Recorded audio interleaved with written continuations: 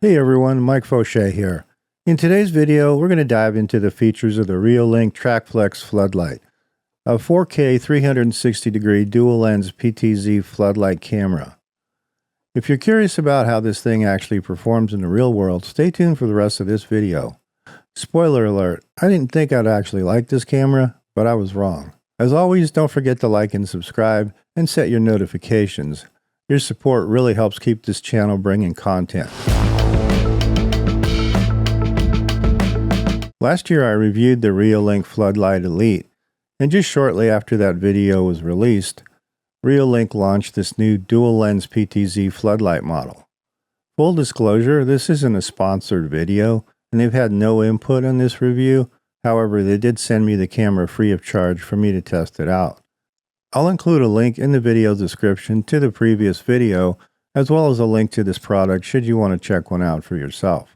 To start with, let's see what you get in the box. You get the camera itself, which is actually pretty large even for a PTZ camera. The camera has 3 PIR sensors, one in the front and one on each side, a dual lens at the bottom of the camera. One lens is a 4K wide-angle lens with a 180-degree field of view, and the other is a 6x optical zoom with a 38-degree field of view. The PTZ is a 360-degree horizontal pan and 50 degrees of vertical tilt. On the bottom of the PTZ option, you have the SD card, the reset button, and the USB port for the initial configuration if you choose to configure it that way. The floodlights are 3000 lumens and have an adjustable color range between 3000 and 6500 Kelvin. We'll get more into the features and capabilities later when we go through the setup and configuration. You also get mounting screws, USB cable, wire nuts, reset pin, screws, and a hex key to change the mounting type from wall to ceiling mount depending on your own requirements.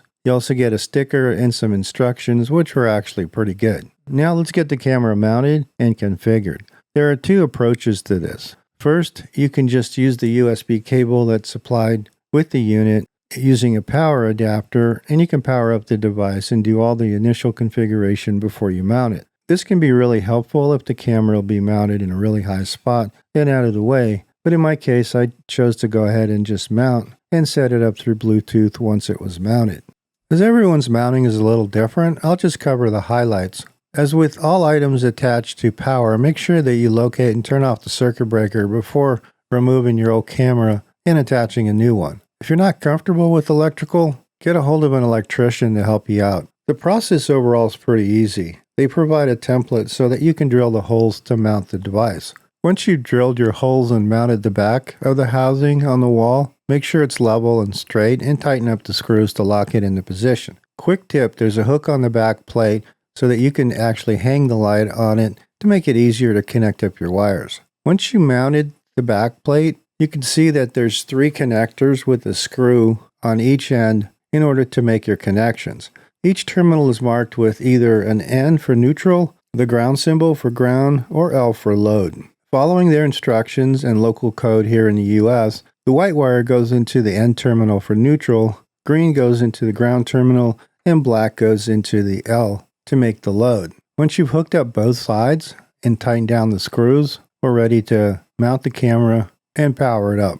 When you snap the camera back into the base plate, there are 2 screws on the side that you need to install and tighten up just to prevent it from coming out. Let's go ahead and power the device and begin the setup. I would download the Reolink app first, as you'll need it during the setup. When you first power up the device, you'll be greeted with a verbal prompt from the device itself telling you to download the app and scan the code on the camera. Click on Add Devices and scan the barcode in the back of the floodlight. For a new setup, you'll want to use Bluetooth as Wi-Fi is not yet configured in the device. This is the same instructions whether or not you set the camera up before you mount it using the USB cable or after you mount it. Subsequent connections, such as adding the device to another phone or tablet, you'll just use the Wi-Fi since it's already configured.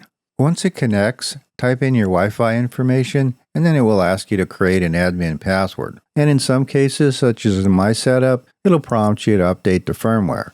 You can go ahead and update it now, and it'll bring you back to this screen when you're done. If you choose, you can update later once you've finished your basic install. Go ahead and create the password, and for security, leave the illegal login enabled and hit next when you're done. Create a custom name or select one of the default names that they offer you. As my camera is actually in the driveway, I'm just going to use one of the defaults. Select Next and you'll be prompted to claim your 6 month of extra warranty for registering the device, and once you're done, the installation is complete. The next screens are for those who are setting this up prior to mounting it, as it gives you some guides on how to install it. As I already mounted the device, I'm just going to go ahead and hit skip, and it'll take you to the main screen, which shows you a list of cameras that you've installed. Since I'm moving my Elite camera to the back of the house, I currently only have this new camera listed. Tapping on the listed camera will send you into the viewer, and tapping on the gear will take you to the settings of the camera. Going into the viewer first, we can see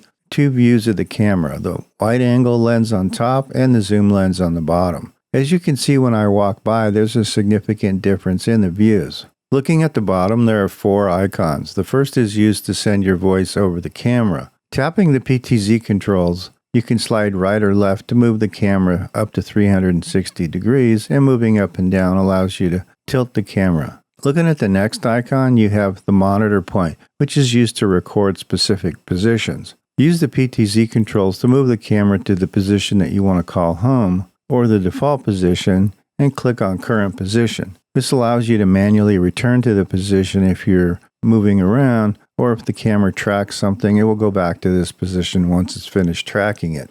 To give this a slightly larger view, I'm going to use the iPad in portrait mode. Clicking on the gear next to the camera, you'll see a listing of all the options. We'll go through a few of them so you can get an overview of what's available. Under the display, you have the option to flip the camera both vertically and horizontally. You can change your stream settings, or you can change the resolution of the primary and substreams, as well as the frame rate and bit rate. For now, we'll leave everything at the default settings. You can also make some quick changes to your image settings to increase or decrease the brightness, change the anti-flicker setting. Under night and day, you have some different options where you can set the mode for the day and night, as well as changing the color night mode. Going back to the main menu, looking at under sounds, you have the option to record audio and change the volume of the device, which is used for the siren and two-way communications. You have a sound test button, which I would recommend you try, as this thing is actually pretty loud. And if you're using the microphone, you have the option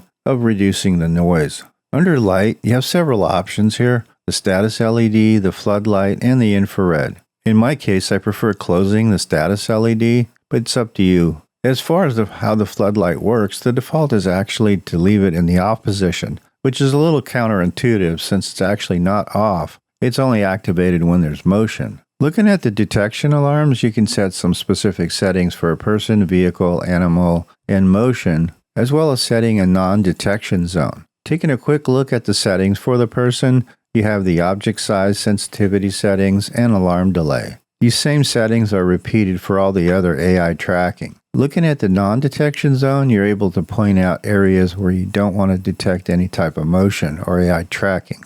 Under camera recordings, you can enable or disable camera recording.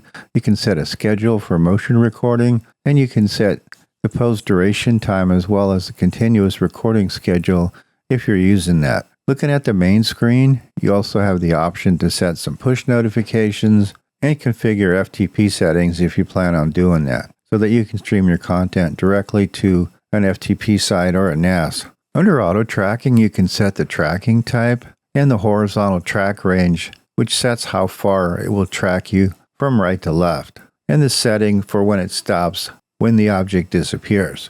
Under the tracking type, you can select all types of different tracking you want, whether it's person, vehicle, animal, or all of the above. If we look at the horizontal range tracking, you can manually set both left and right positions so that you can limit how much it will track when it starts to track an item. You can also set the tracking type, method, and schedule, as well as time limits to stop tracking. We've obviously not covered every single feature and setting, but I think we've covered most of the highlights. What I'd like to do is to show you some examples of how the camera tracks in both daytime and nighttime. All in all, I was impressed with this camera more than I thought it. However, it wasn't perfect. I did have a couple things I struggled with. For starters, this would be the perfect camera to run off of PoE, as this camera really pushes the Wi-Fi limits.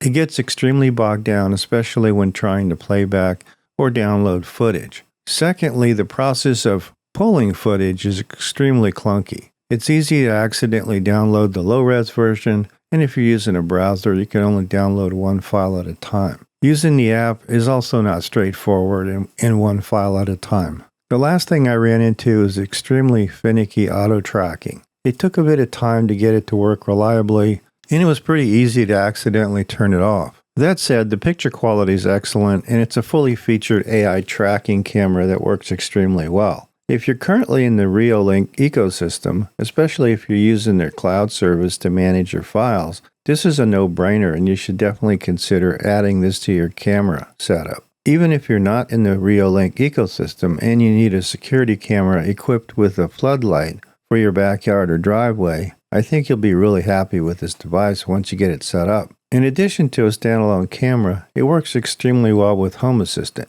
I posted a QR code as well as left some links in the description in the event that you want to purchase this device, as well as links to the review of the Elite version. Well, that's about it for today's video. Thanks for watching. Don't forget to like and subscribe, and I'll see you on the next one.